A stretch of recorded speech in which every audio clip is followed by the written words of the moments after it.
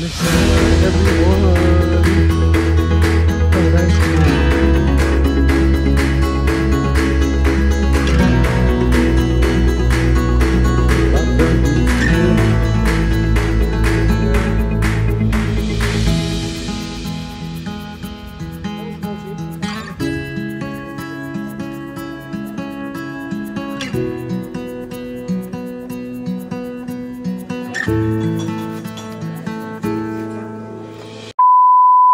Guten Morgen! Welcome to another episode of Jay's Sanity! Yes! Hello, hello, hello! It's a very, very cold morning at 13 degrees. Ayan, ayan, ayan. Sobrang aga namin gumising today. Like 7 a.m. Para 8 a.m. It's currently 8:12 a.m. Makaalis kami kasi we're going to Cochem. Pupuntahan natin ng Reichsburg Castle. Ayan, so before that, di na kami nag-almusal, kaya dumaan muna kami dito sa bakery, ang Imping Bakery or Bäckerei auf Deutsch sa German. Ayan, bumili kami ng mga tinapay. Ayan yung binili ko, ayan. So, masarap yan. Ayan, ayan, ayan, ayan. And of course, with our pogging driver. So, hello. Ito na yung breakfast natin.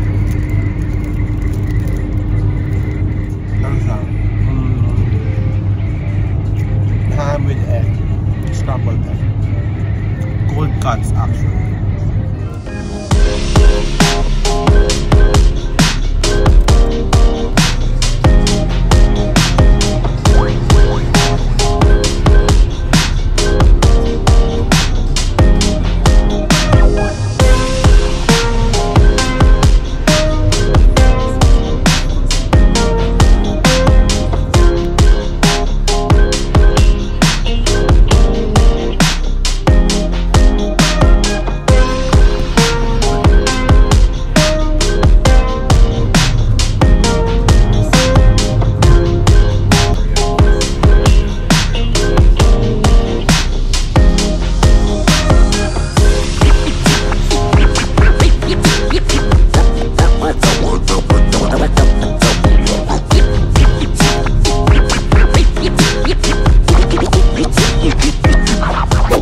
Ayan, nakapag-park na tayo dyan.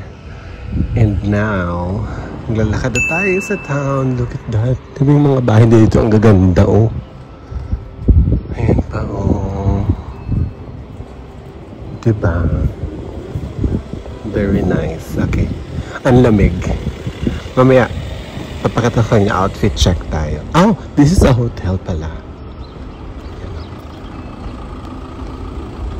We're here na sa Cochem Altstadt mismo. So, ito, ayan, nakita niyo yung structure na yan. Ang tawag dyan is Ender Tour.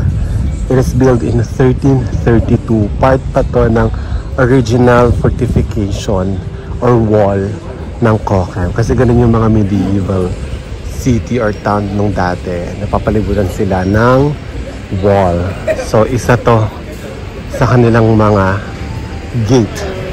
Ender Tour or Ender Gate. Wow, look at that. Still nandito pa din, ano? Let's pass through the gate. Officially entering or exiting. Hindi ko alam kung saan yung labas eh. I think this is the labas kasi nandyan yung river. And then this is the inside of the town. Oh, look at that. 1332, mga moms. Ilan yun? 700 years ago? Oh, diba? Welcome to Cochem. Look at that. Imagine naman yung bahay nyo nakakabit sa isang historical site.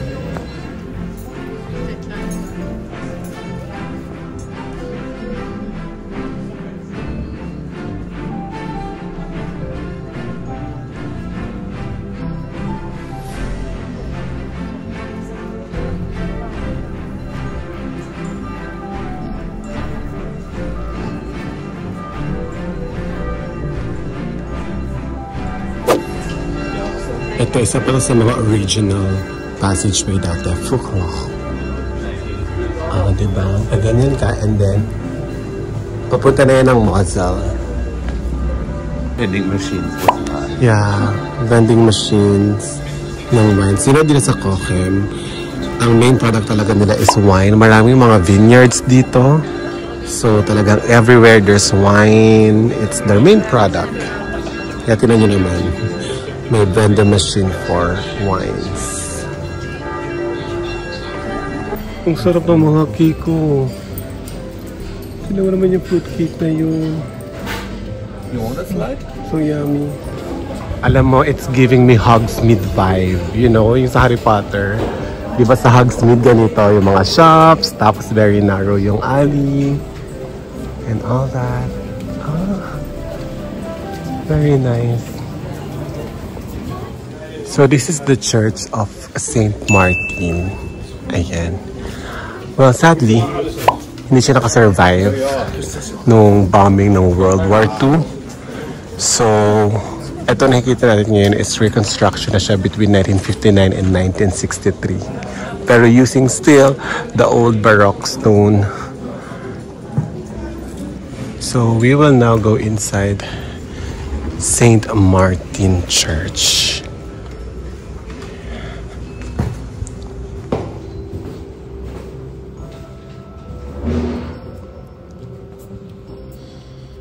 So this is St. Martin Church. Unfortunately, yung original church did not survive yung bombing ng Allied forces during the World War II. So instead of destroying the church totally, what they did is the people rebuilt it in 1959 and 1963. Kaya ayan. Ito na yung construction ngayon. Ang ganda pa din in all fairness.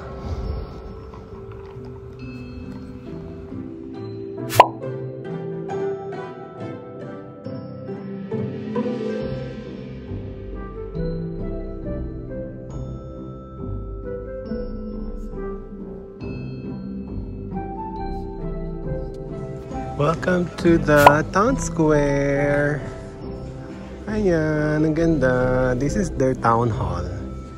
Ayan, our rat house.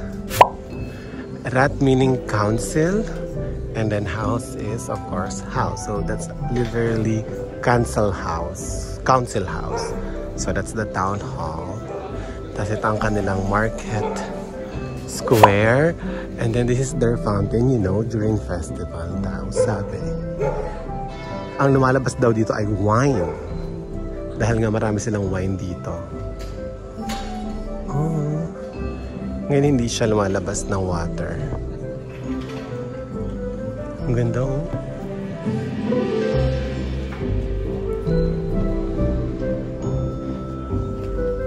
So puro shop lang dito. Shop, shop, shop. Yung mga wine house nila dito, nasa basement pa talaga ng bahay or yung cellar na tinatawag. Ito, tingnan mo, ang ganda nito, oh. Parang sa pelikula. Oh, very nice.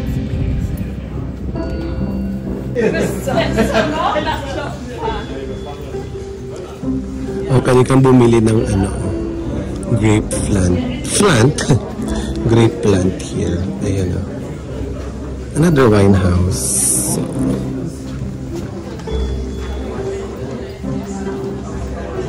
Ang ganda dito, grabe.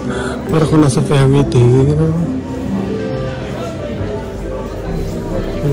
Ito talaga, giving me Hogsmeade feels na naman, no?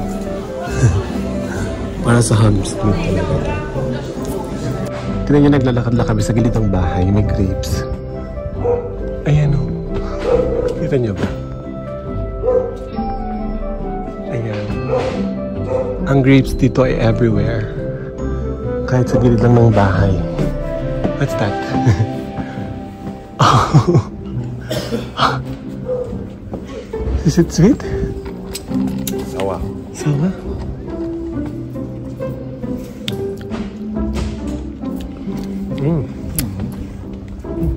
May buto pa. Nasang duhat. Maasim-asim. Okay. So, paakit na tayo. Papunta ng Reichsburg. So medyo may a little bit hiking tayo kung magaganap. Ayan o, mga vineyards sa gilid. May mga kamatis pa o. Pero ito vineyards yan, ayan o. Mga grapes. Ganda. Nakapag dito ka nakatira, no? Amazing. Wow. Tignan mo, ganda ng bahay nila, oh. Ang ganyan yung bahay mo. Tapos grapes yan. Ayan. Alain yung grapes. Nasa taas kasi yung rice board. Kaya medyo aakyat tayo. But pwede na siyang kita. From here pa lang ang ganda yun, oh. Parang Harry Potter. Ayan, malapit tayo sa entrance. So pag ganun yan, tapos gaganon tayo para makakita tayo sa rice bowl. Ang ganda! Ayan na siya, everyone!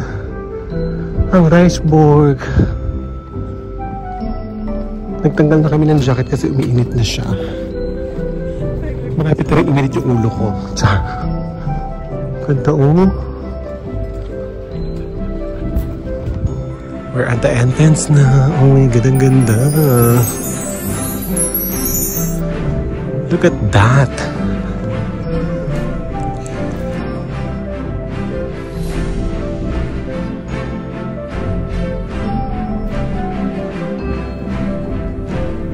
Welcome to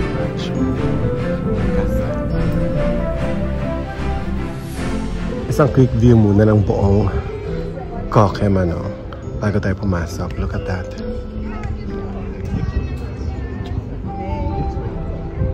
Ang tawag dyan ay Moselle River. Ayan. Along this river, meron ditong mga castle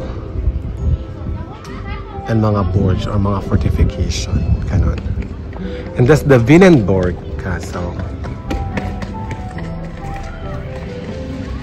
Para rin siyang ganito, pero hindi kasi siya na-rebuild.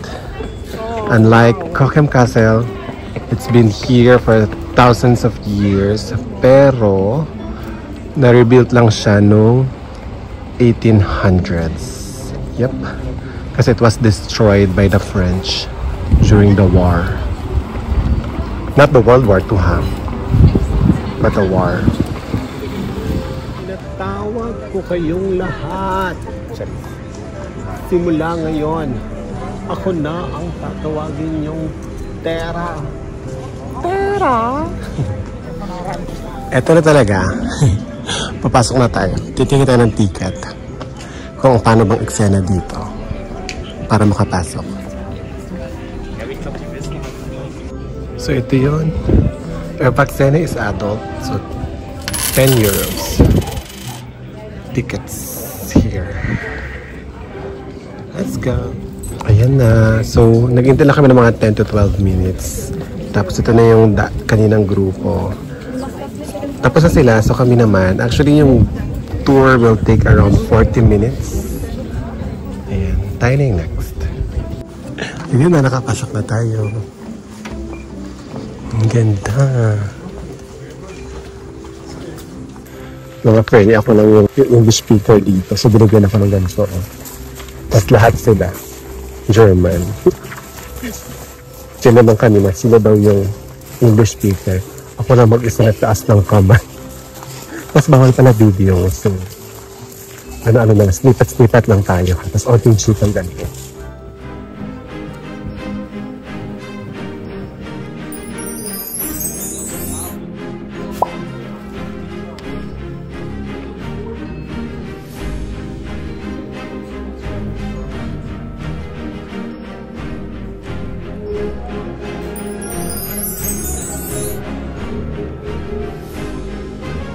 Background music.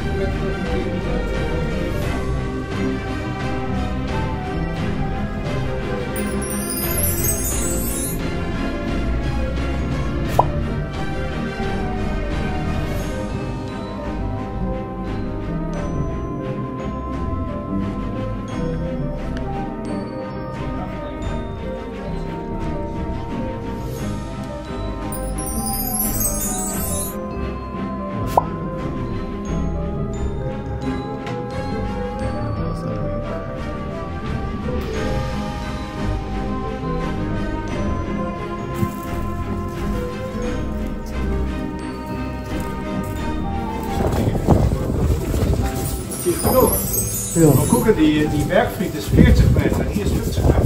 De grootste werkvriend en dan de oven. Ja. Wasser valt in 5 seconden. Hier kijken we.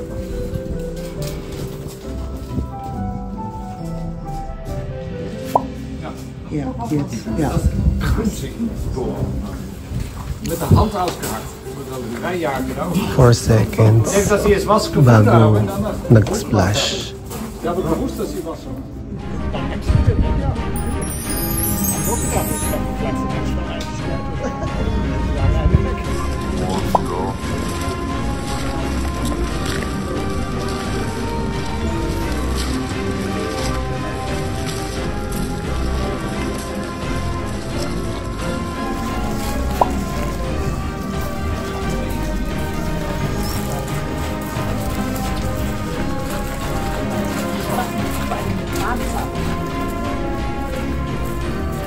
Oh. Hala. Hi mga sir. Hello, food sa naka-blue. Charis. Okay, so tapos tayo sa tour. Papunta na tayo sa Aussichtspunkt or viewpoint. So meron ditong spot. Ayan, ito yan sa Google Maps. Tcharan! Ayan yung lalakaran. Few minutes walk lang naman papunta doon para sa photo op. Meron photo op dito. Puntahan natin. Ito yung viewpoint sa taas lang nitong vineyards na to. So guys, make sure you wear comfortable shoes kasi for the akyat talaga dito. Ayan yung grapes nila, oh, tingnan nyo. So this is the Aussichtspunkt or the viewing point. Actually not just ng castle but the entire city. Look. Oh, diba? Ayan, oh. Tapos ayan ang castle. Kaso nga lang, may crane. So medyo angulohan natin siya. No? Dito tayo banda. Okay. Nakapagpa-picture na kami dito. Ang ganda. Guys, ayun yung picture namin. Oh, tsagug. Oh, diba? Ngayon naman si Paul naman nag-offer naman siya ng help dun sa family. Oh, diba? Wait naman ang baby boy ko.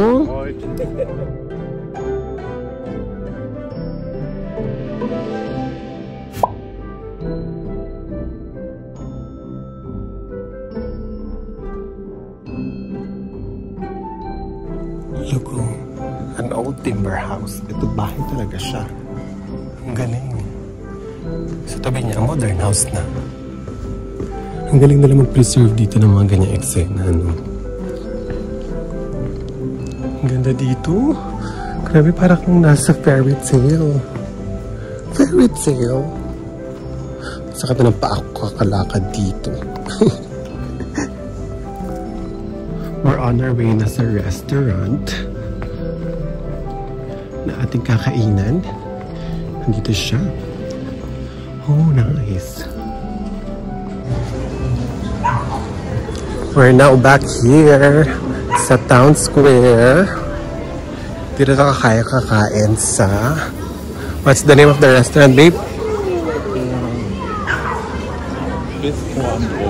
Bistro am Brunnen. Bistro by the fountain. There. So lumipat kami dito sa Sabrina's kitchen or kitchen kasi hindi kami pinapansin doon sa Bistro am Brunnen na nakakainis si Kuya. Panay lang ang ano niya, tulala niya. And lunch is served. So ito na yung Flammkuchen. Ano siya, ayan, para siyang pizza with cheese, tomatoes, and then spices. And then what do you have, babe? Zwiebelkuchen. Zwiebelkuchen. Onion cake. Is that sweet? No. A little bit. It's a mix between sweet and sweet because onions usually. Yeah. Okay, let's eat.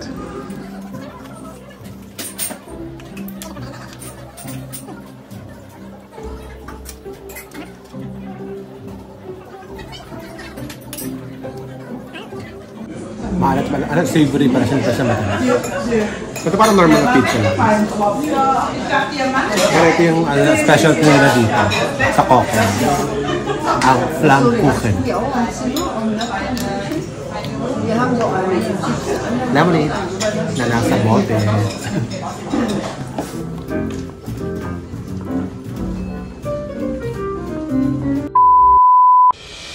Sa harapan. Ang ganda. Yan yung train station nila dito sa... Wala na tayo nung ulan. Ay, saka mag-pick.